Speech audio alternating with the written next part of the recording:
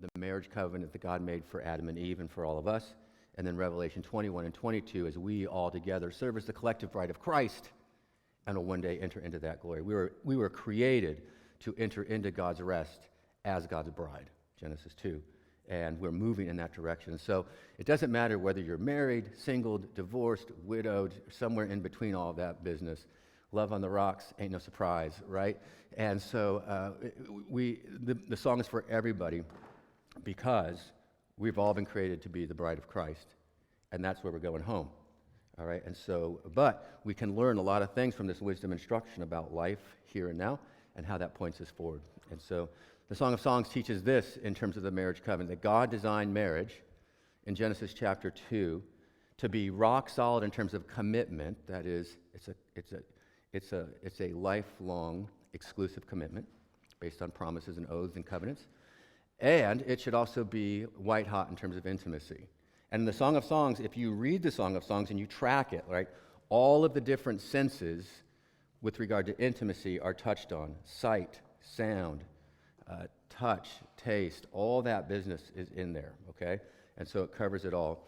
And with regard to commitment, there's the woman's, I belong to my beloved belongs to me, his desires for me. There's that rock-solid commitment throughout the whole thing. And one of the things you'll notice is that over the course of these Sunday school discussions together, I intentionally have not specified this is how to be committed and this is how to be intimate, because that is so various and so scalable depending on what kind of relationship you're talking about, what age you are in the relationship, young, medium, old, married, not married, parents, children. Like, the application to the Song of Songs with regard to commitment and intimacy is vast, and it will require a lifetime of meditation, thought, and application. But the framework is here for you.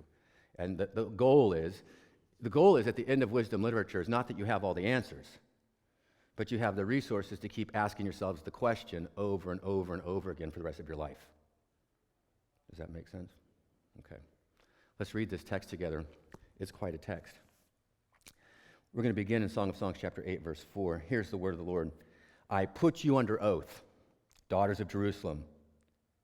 Why would you arouse, or why would you awaken love before it desires?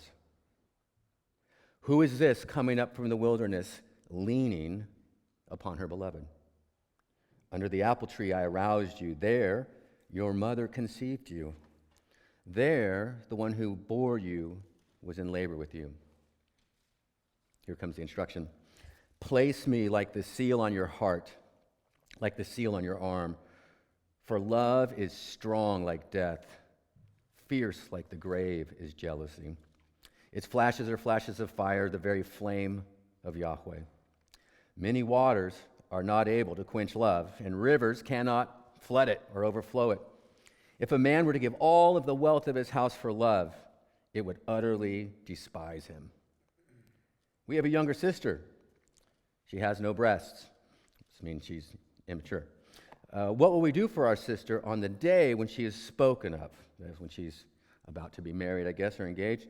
If she is a wall, we will build upon her a battlement of silver. And if she is a door, we will fortify her with a board of cedar. The woman of the song then says, I am a wall, and my breasts are like the towers. So I become in his eyes like one who brings forth or finds shalom, peace. Solomon had a vineyard at Baal Hamon. He gave the vineyard to its keepers or to its attendants. Each man for its fruit would receive 1,000 pieces of silver. My vineyard, which belongs to me, is still before me. The 1,000 pieces of silver are for you, Solomon, or keep it, and the 200 to the keepers of the fruit. The one who dwells in the gardens, friends, listening to your voice, make me hear it.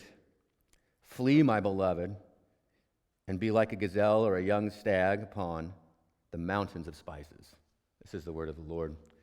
Yet not language that we normally use in today's world, under the apple tree, stags and spices, You usually don't describe your younger kids as not having breasts yet. I mean, it's language that we just do not use anymore. And so it can be a challenge. And so all I want to do today is just walk us through this last section, kind of give you, this is the fourth and final section of the song. You'll recall, and we had it up there earlier, that all of the sections in the song after the introduction are marked by this adjuration, right? If you arouse or awaken love before it's ready, may you be cursed, something like that, and by gazelles and stuff like that. And then after each one of those, someone comes. After the first adjuration, the beloved comes in chapter 2. And then he has to go away. After the second adjuration, Solomon comes in 3:6, and he's around all the way till the end of 7, and then he kind of fades into the distance. And then in chapter 8, with the third adjuration, the woman returns with the beloved. All right, the woman returns with the beloved, and that's what we're looking at here. So if you look at the oath curse in 8:4, the final oath curse, you'll notice a couple of things about it. One, it lacks the gazelles or the does of the field kind of thing, the witnesses, which were references to deity, right? The gazelles and the does of the field really were code for Yahweh, Lord of hosts, and El Shaddai. All right, it was kind of a hidden code way to invoke the divine presence in the laying forth of this oath without being overly offensive. So kind of euphemistic, a nice way of saying it, okay? It also, this particular adjuration, does not begin like the other ones in the sense that, and we kind of miss it, the ESV, oh, I have it here, does it a little bit different, which is okay. It says, I adjure you, daughters of Jerusalem, in verse 4, that you do not stir up or awaken love until it pleases. But the Hebrew text actually is written as a question in both instances, not as a statement. It says, I put you under oath, or I adjure you, daughters of Jerusalem. Why would you arouse, or why would you awaken love before it's ready? Because she's noting here, or the song is noting, there's going to be a shift from kind of the temptation narratives and the love and the loss and the separation before to the final instruction. So she's a good wisdom teacher. She asks a question to get you to think, right? So after all of the wisdom instruction in chapters 1 through 7, why then would you arouse or awaken love before it's ready? Because obviously you shouldn't, according to her worldview and convictions, okay? And so we have this curse becomes a question at the end of the song, signaling the move to the final section where the programmatic instruction for the song is set forth. So that's how it signals. Like, I know you miss it in the ESV if you're reading that. I don't know if you're reading another version that has the question, but you can just put in there, this is a question, and it marks the beginning of the final and climactic wisdom instruction in the book, okay? Is the other times that we have the adjuration, is it also a question? No. This is the first, yeah. There's the sub-adjuration in chapter 5 when it's, but that's not the same. But so the first one is if you arouse or awaken. The second one's if you arouse or awaken. The third one's then why would you arouse or awaken? Do you see how it's going? Do you see how it's kind of moving you along in the process, then kind of like saying, pay attention, suckers, here's the important instruction, right? Just like all you do. When I said suckers, everyone looked up, right? And so that's how you do it, right? That's what this is saying. It's code. Pay attention, suckers. I'm about to lay out my instruction. Okay, and so we're going to do that. We're going to look at the arrival of the woman in then 8:5. It's kind of interesting how she arrives. So in 8:5 it says this, who is this coming up from the wilderness? That's almost a verbatim repetition of when Solomon arrives in chapter 3. It says, what is this coming up? And remember his portable love shack, all like perfumed and like a billowing thing of incense and smoke and stuff like that coming up in his grand love shack. And it says, who is this coming up from the wilderness? And then it says, leaning upon her beloved. The very last word there, her beloved, indicates that two people are now arriving. She is, right? And she's with the beloved, back from chapter 2. All right? Remember, at the end of chapter 2, or at the end of 2, she tells the beloved, you got to go away. Right? And so now she's calling him and bringing him back, all right, for this final climactic episode. And then it says, under the apple tree, I aroused you. Under the apple tree. The word there for arouse is the same word that's used in the adjurations. If you arouse or awaken love before it's ready, may you be cursed. This is now being used in a positive way, where the woman says, under the apple tree I aroused you. There your mother conceived you. Now, why mention the apple tree? Does that make sense? And the general answer is, are you ready for this? It's really theologically savvy. We don't really know. All right? We don't really know. The word for apple occurs only, do I have it in here? Yeah, the word for apple occurs only 6 times in the Hebrew Bible. I have it somewhere. One time in the book of Joel on a list of fruit trees that are going to be devastated by a locust plague. Pomegranate, fig tree, apple tree. One time in the book of Proverbs where words fitly spoken are like apples of gold in a silver setting. Okay? And then 4 times in the Song of Songs. Okay, 4 times in the Song of Songs. I've got them here, but somewhere. But oh yeah, here we go. Let's see. In the song, the beloved is like an apple tree among the trees of the forest in 2:3. So he's unique, right? He's like a fruit-bearing tree among not fruit-bearing trees. It's food for the woman when she's lovesick. Sustain me or revive me with raisin cakes and apples in 2:5. It describes the scent of the woman's breath in 7:18. So, she's got good breath. She's had her gum, her mints, her Tic Tacs, that kind of thing in the ancient world. And then in 7:18 here, it's where there's some arousal occurring. So in the Bible, there's not a lot about apples and apple trees. But in the ancient world, and in ancient love literature, fruit trees are often the place of romantic liaisons. Okay? And not that it has to be literal. Does that make sense? Like, we can talk about the rose garden. Does that make sense? Or we can talk about the vineyards, and we can talk about the ideal places for romance and that kind of stuff. When I was in college, my wife and I were dating, and at Azusa Pacific University, they had this like hidden back between these buildings, just back away, there was a rose garden. And we would frequently just go there to talk and to be like romantic and stuff like that. It's like that. Like, that's the place where it all started. Not for us. We were in high school. It started, weird places. But, I'm talking about, like the places in life where you have those nostalgic memories of romance. That's what it's talking about, right? And it's saying that she's been the one for him from the very beginning, since birth, since youth. Does that make sense? So it's all saying we don't have to overly analyze it, what are the apple trees in your own relationships and stuff like that.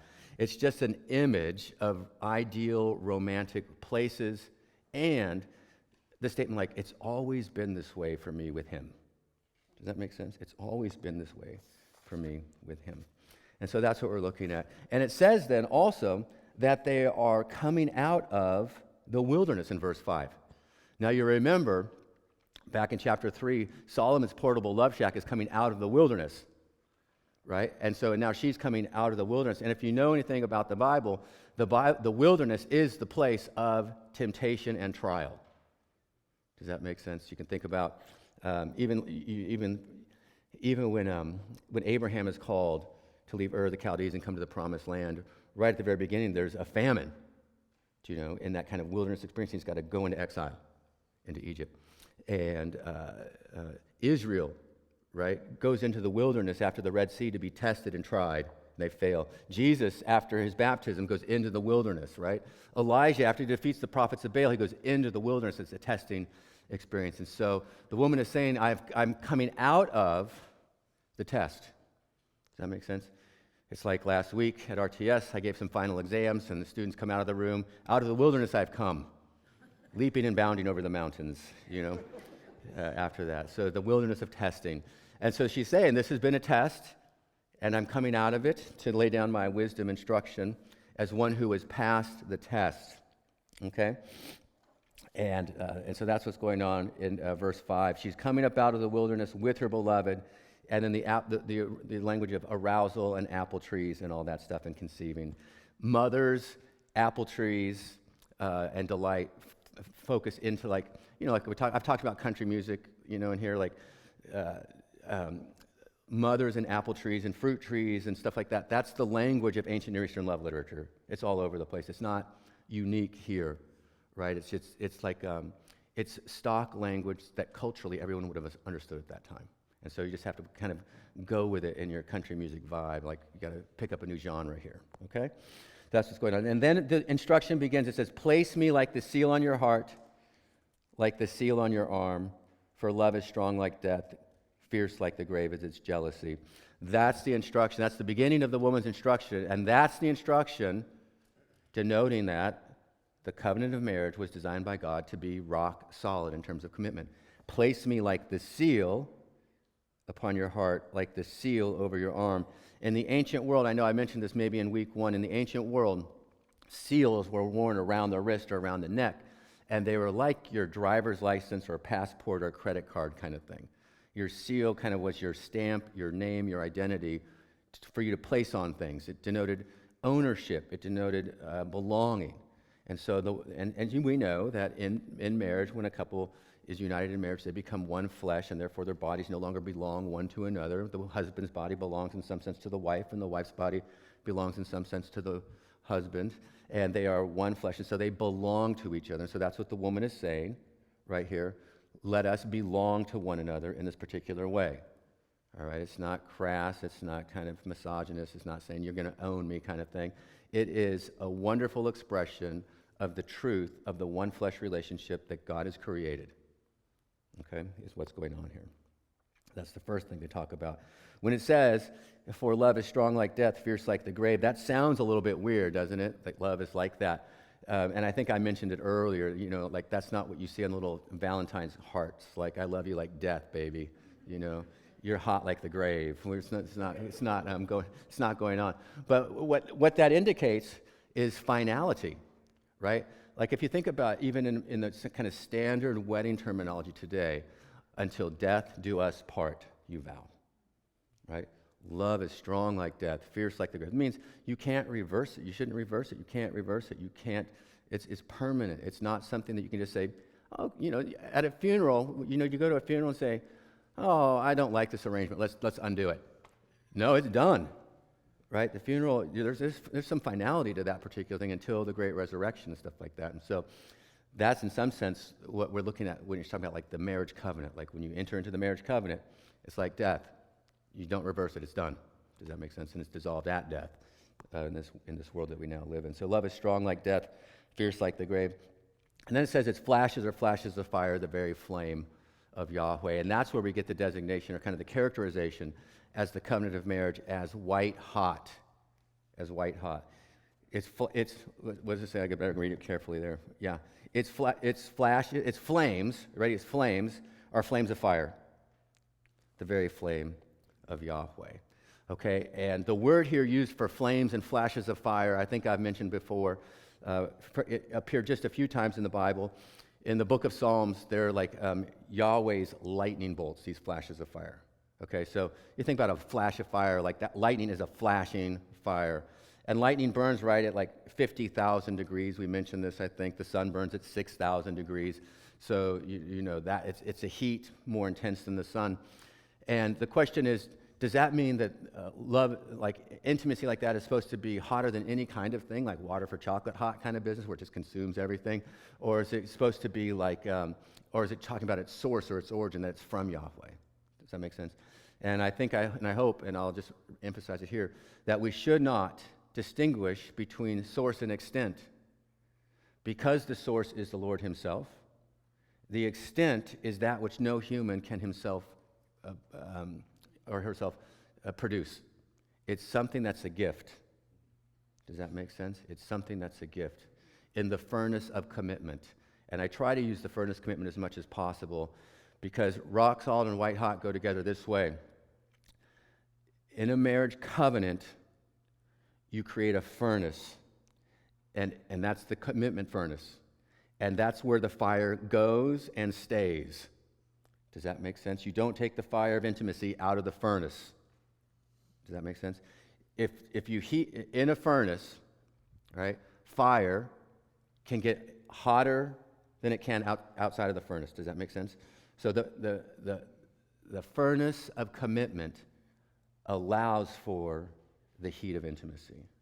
Our world thinks that you've got to take intimacy out of the furnace in order for it to be hot. But then all it does is it kind of peters out and goes out and goes out and goes out, and then everyone says, this isn't satisfying, I wonder why not. Better go try something else. Better go try something else.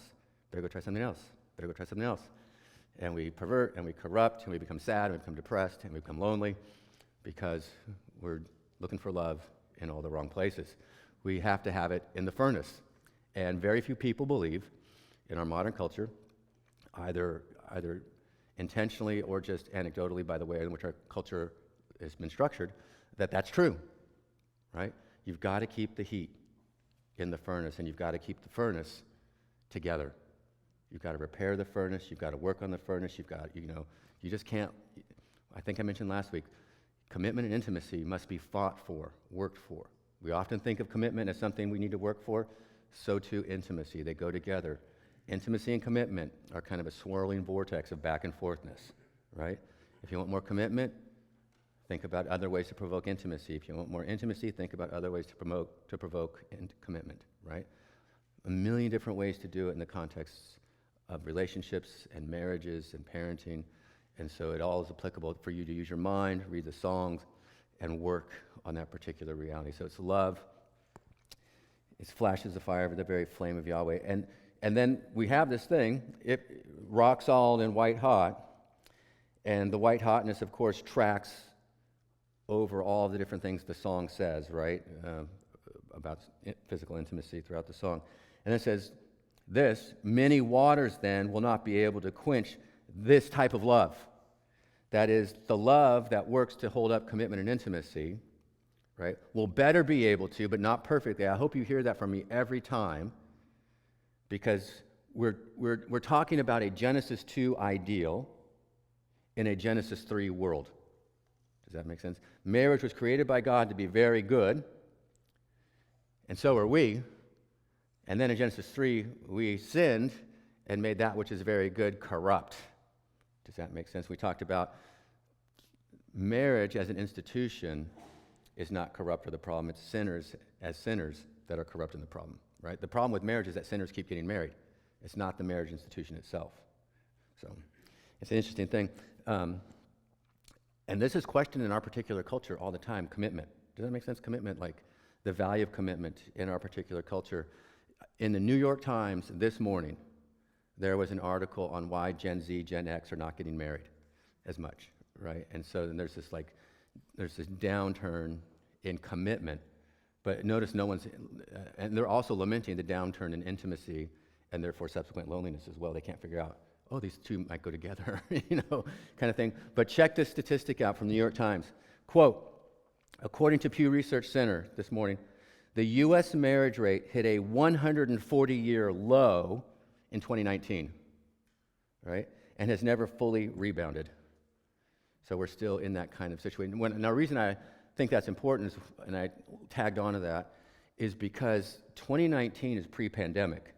And we often associate the demise of culture and all kinds of stuff with the pandemic, and we just haven't gotten back to it. And don't worry, a few more years and we'll be back. No, folks. The 140-year low is a pre-pandemic reality, right? And then the pandemic just kind of kicked that thing right down the street even more. Does that make sense? And so people are still figuring out how to navigate that. And so that's the world we live in, a world that is really unsure about commitment, and now really unsure about intimacy too, and where that fits. And so we live in a very confused world. And one of the best things that we can do for this very confused world that we live in is simply uphold marriage and intimacy associated with it as very good things that God has created, right? Even if you're not married, you don't have to, or even if you're widowed, or even if you're divorced, or even if you're single, or even if you're whatever, you can still uphold what God has created to be very good as very good, and say, this is great stuff. I have no problem with it. I love it, right? It's good to like what God likes. I like that stuff, okay? So, many waters will not be able to quench this love, and rivers will not overflow it. So that means trials, right? love, the love that works to be rock solid and white hot will better be able to endure hardship. Now, rivers and waters and stuff like that in the Bible represent hardship. Does that make sense? When God wanted to destroy the world, what did he use? Water. When God wanted to kill all the Egyptians, what did he use? Water, right? Isaiah 43, when you pass through the waters, I'll be with you. The rivers will not overwhelm you, okay? These are the waters of hardship, of struggle, right? And so what the song is saying here with these lyrics is that those who work on commitment and intimacy will better be able to, but not perfectly, of course, endure the hardships of this world, right?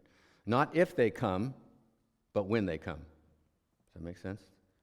The second thing it teaches us, it says this: if a man, in verse 7, were to give all of the wealth of his house for love, which is what Solomon is going to, right? He's going to mention the 1,000 pieces of silver below.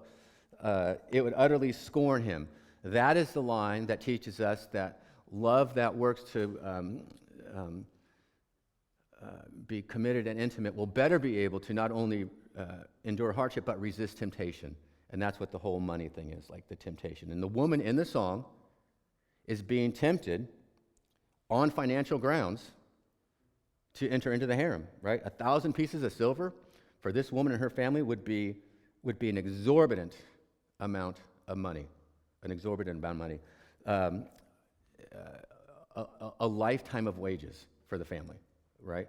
And the woman herself would have lived a life of absolute luxury. The best food, the best clothing, the best entertainment, the best housing, the best safety. I mean, remember, Solomon was the richest, wisest, most powerful, influential human in the world at that time. Okay? 1,000 concubines, or 1,000 wives to show for. Okay? So there we go. We're looking for that. That's the next thing. And then it moves into this little thing. We have a younger sister. Now, what is that about? Of all the things you could talk about, right? We have a younger sister. And then it says, and she has no breasts. Now, all that means is that she is pre-puberty. Does that make sense? Pre-puberty. And what they're saying is, hey, if she's a wall, we're going to reinforce that. And if she's a door, we're going to reinforce that, because those are the two things that prevent entrance. Does that make sense? Those are the two things that prevent entrance. And they're going to fortify her. So what the song is saying here is that we're going to pass along this instruction to the next generation so that they too may be equipped to endure hardship and resist temptation like this, like a besieged city, right? The woman in the song right now is characterizing herself as a besieged city, right? And so she's saying, let's pass along this instruction to the next generation, and by so doing, right, we can help prevent them from having their cities overtaken in an inappropriate way, which is interesting, because what it's saying here is that the original audience for this instruction would have been young,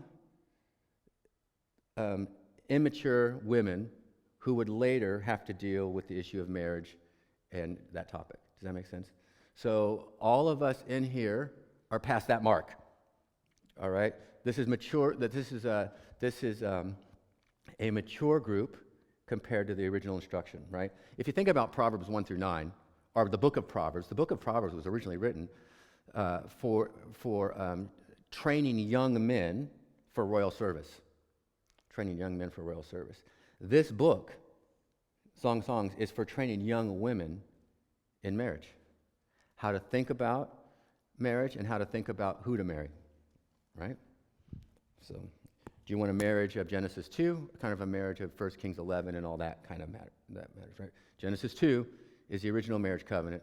1 Kings 11, if you don't recall, 1 Kings 11 is where it's recorded that Solomon had 700 royal wives, 300 concubines, and that all of these women led his heart astray from the Lord, and he entered into idolatry because of that, and then he did that which was evil in the eyes of the Lord. The Lord's anger burned against him, and he tore the kingdom from him.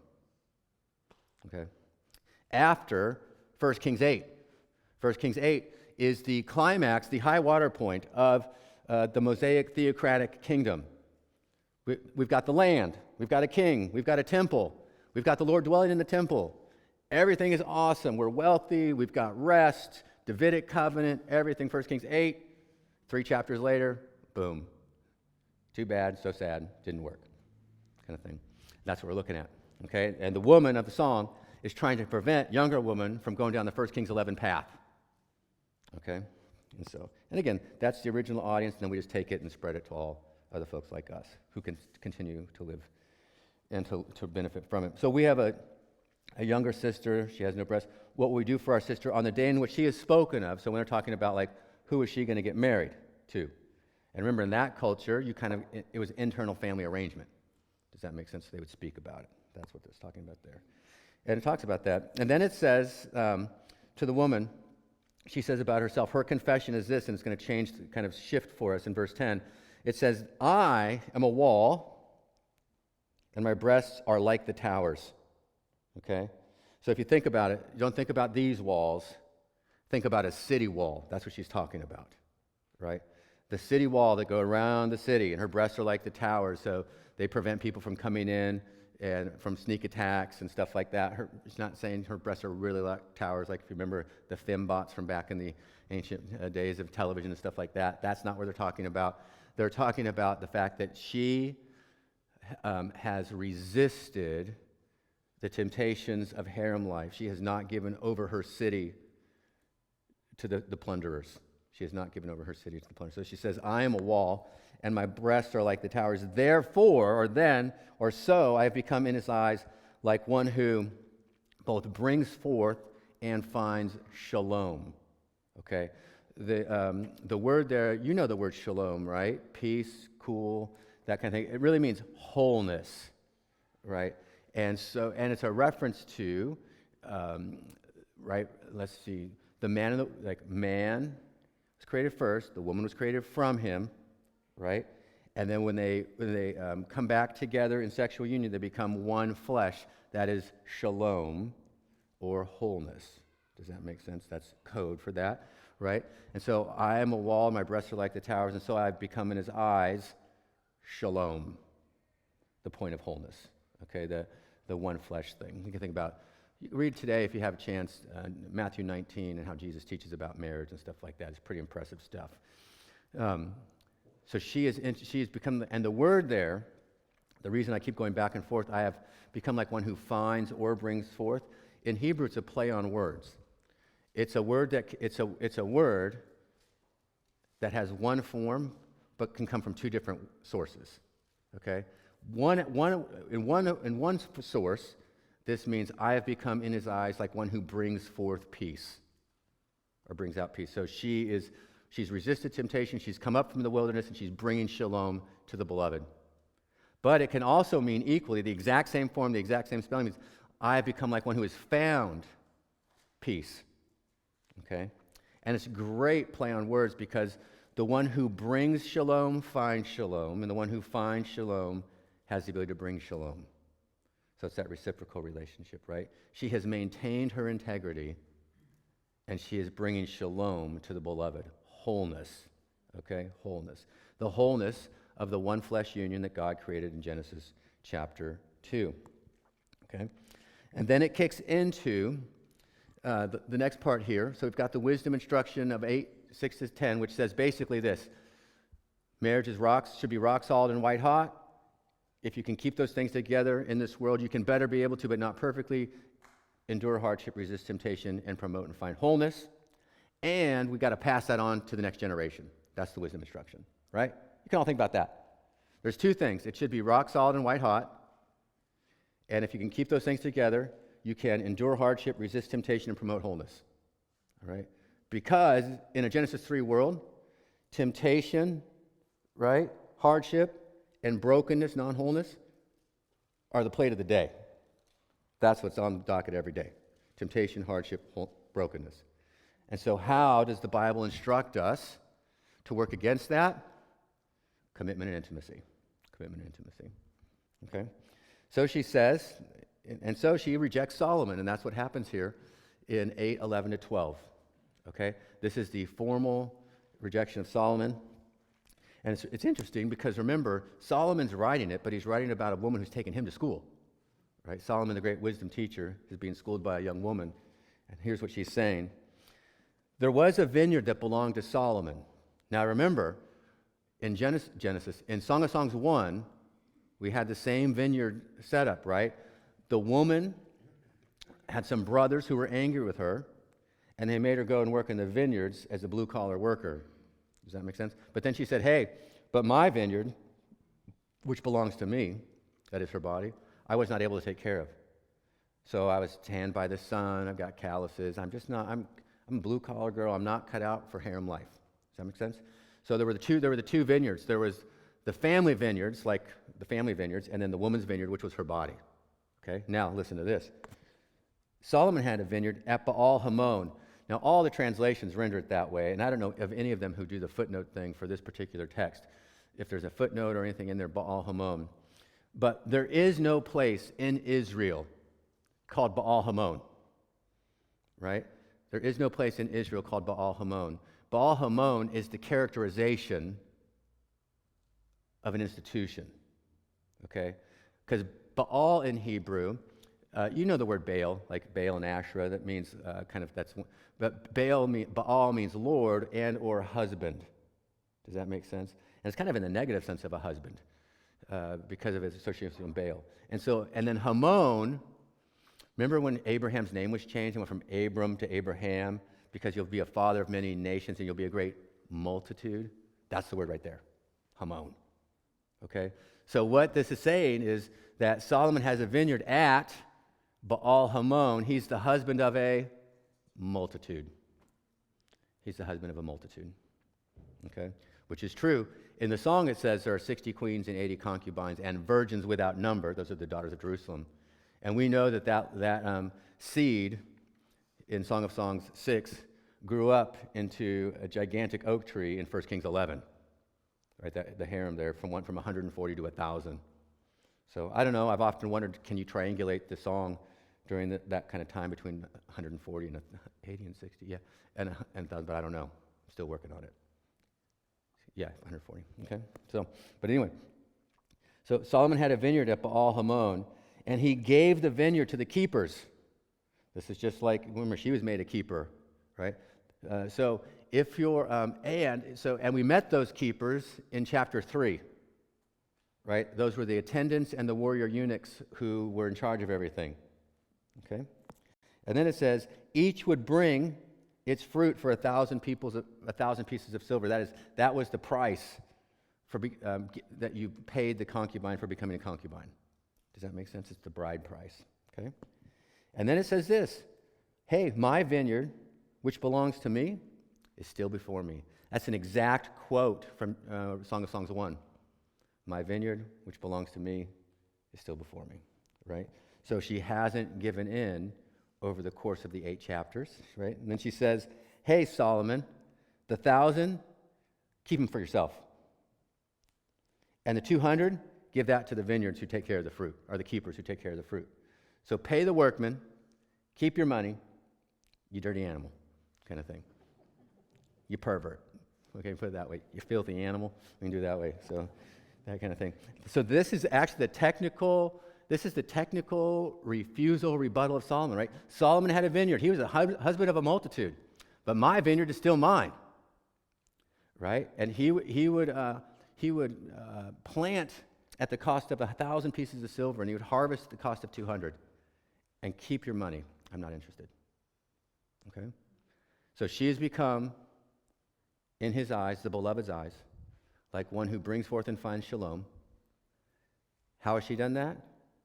By rejecting the illicit offer of harem life, which would have been both temptation, right, in the midst of her hardship. She would have given in to the hardship. Think about this will be easier. Therefore, she gives in to the temptation. Okay? And then the final instruction, the final exhortation, goes something like this. The one who dwells in the gardens, friends, listening to your voice, hear me. So again, it's the pay attention it's like, pay attention, listen to my instruction. And then here she's saying, flee, my beloved. Like, let's go and get out, right? Flee. And be like a gazelle or a young stag upon the mountain of spice, or the spiced mountains. Now remember, spices have been used throughout the whole thing. Frankincense, myrrhs, aloes, cinnamon. There's all kinds of spices listed in there. And if you go back to 1 Kings 1 to 11 in Solomon's ministry, you see all those same spices are mentioned. He was a massive trader of those things. Does that make sense? And so they're used, in some sense, the woman's body has been kind of this spice-laden mountain that's been described here throughout the book. Does that make sense? The bellies of heaps of wheat, myrrh, aloe, incense, and all this stuff. And so what they're saying is, flee, my beloved, right? Let's go away. It's time for you, to experience the spices of my mountainous terrain. That's what it's saying. Okay? It's good news. All right? Good news for modern man. All right? And so the Song of Songs concludes in that way with just this call to go away, which is the you can put it this way, it's the banner of the declaration of how to resist temptation. Flee. Right? Flee from what this world offers. Flee from what this world describes as good, and go to the spice-laden mountains of Genesis chapter 2 and long for that and pray for that and be involved in that, promote that, right? I mentioned it earlier, but I'll say it again.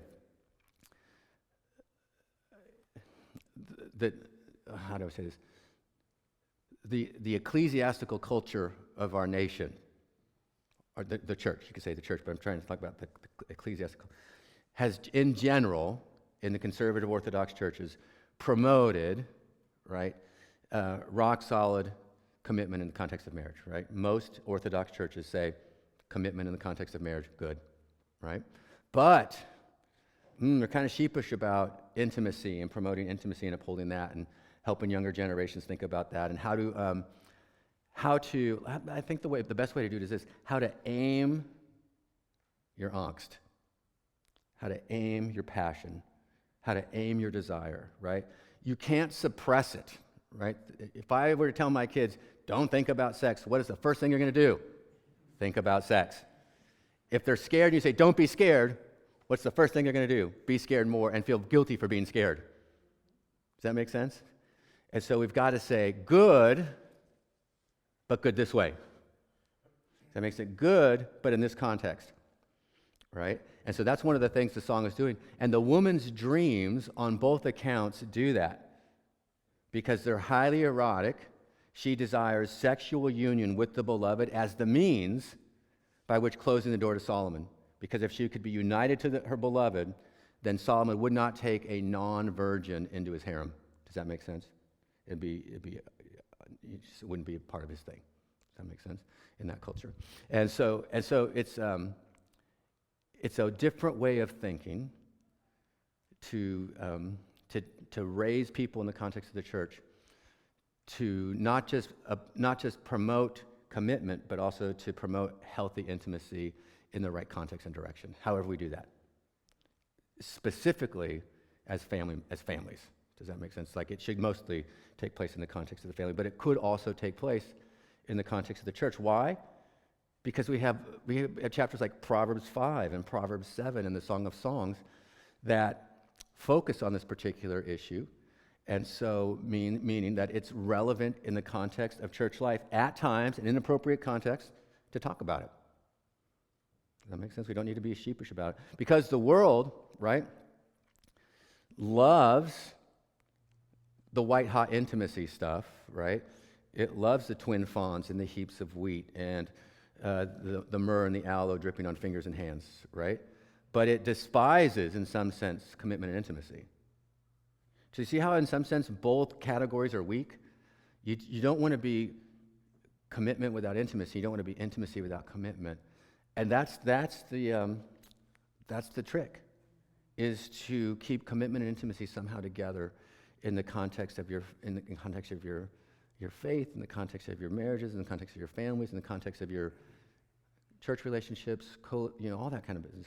Remember, commitment and intimacy is scalable from marriage, which is kind of the most committed, most intimate, then to your like children or family members and friends and church family, and then like colleagues and stuff like that. Like, all it's scalable. And so the fact that, what was I reading? Again, sorry, in the New York Times, that older people have such a hard time making friends because they don't have enough time to commit to the relationship. You hear that word, commit? Right? I don't have a lot of time in my life. I got work, I got family, I got kids, grandkids now. I'm always running around doing stuff, right? And it's hard to carve out time for friends or for family or for spouses and stuff like that to promote commitment and intimacy. You've got to, it will not happen naturally in our culture. We've got to do it. We've got to fight for commitment and intimacy from top to bottom.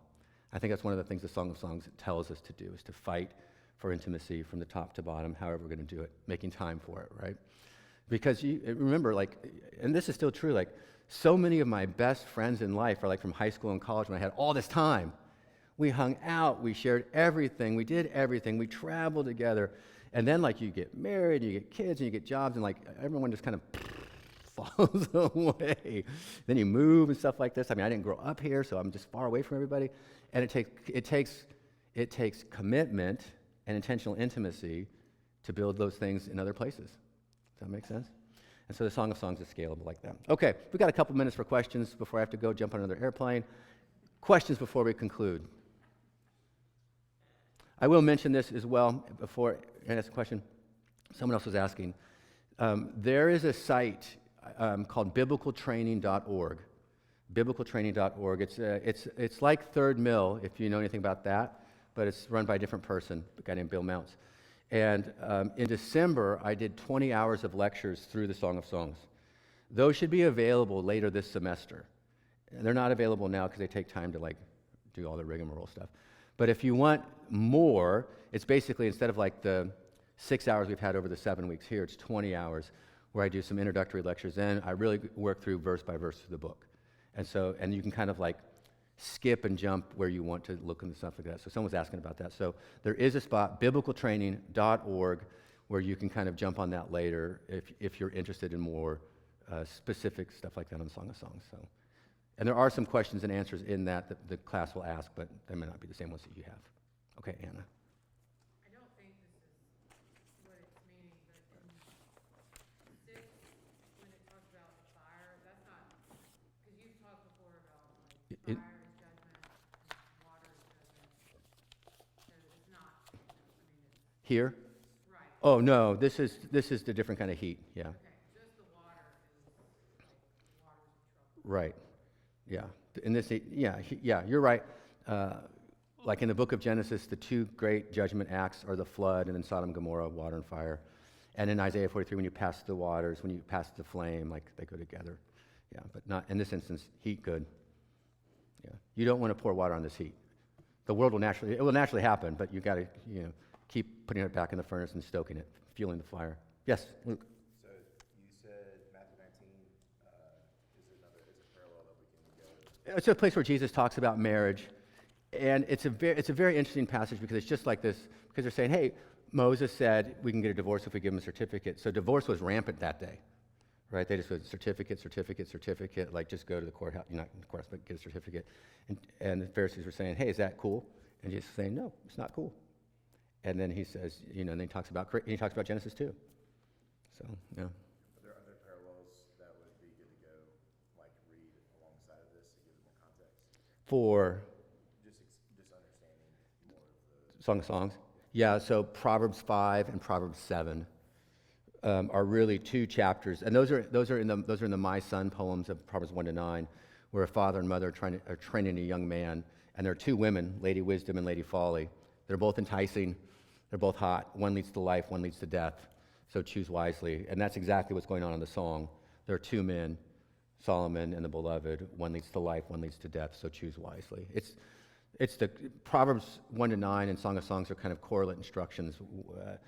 One are written to young men to choose between two women. The other one's by this woman who's saying how to choose between two men. Yes, Anne? Say that part you had talked about like the beloved being Mm-hmm. Is that like Proverbs 31? So like the woman is, I see the idealized version. yeah. Sure, yeah.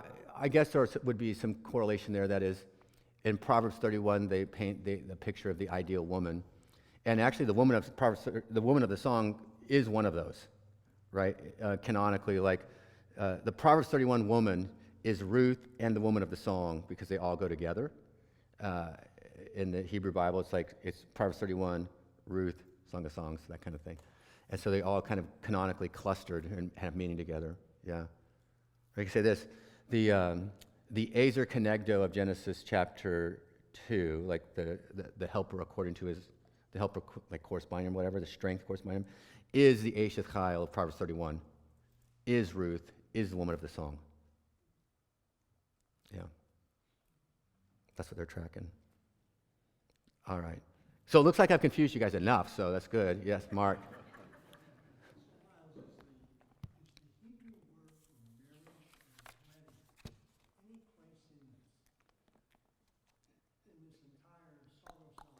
Yes. One of the things as I was looking through it, it's like kind of like, yeah, but this doesn't really end in saying marry or have a wedding. And we're gonna go away. Yeah. It's go away and do the right thing. Yeah. They're leaving the harem fortress and engaging in what they think to be the right thing. The only time there's the wedding thing is in chapter 3, where it says at the very end, come out and look at, O daughters of Zion, look at the King Solomon with the crown with which his mother crowned him on the day of his wedding, on the day of the joy of his heart. Because for him, the wedding would have been any time he took a new concubine. Yeah, that's the only time the word wedding is used. So it was actually, when you took a concubine, that was a wedding. Oh, yeah. That's when they became your wife. So what was the difference between being a wife and being a concubine? Usually, who your parents were and how much money you had. Really. So a wife would have been someone who came with a dowry and kind of more legal arrangements and stuff like that, probably arranged. A concubine would have been a woman who was taken in for secondary reasons, like Hagar became Abraham's concubine, and stuff like that. So usually concubines were purchased and that kind of thing. So, and there'd be various, like there's a Levite in the end of the book of Judges who has a concubine. He loves her, and so there's a lot of debate on what that is. But basically, a concubine comes without a dowry, and a wife comes with a dowry in the ancient world. So, who your parents were and how much money you had. Yeah. Not unlike certain modern marriages. Do you know? Okay, you guys have been amazing and awesome. So, class is over. Bless you all.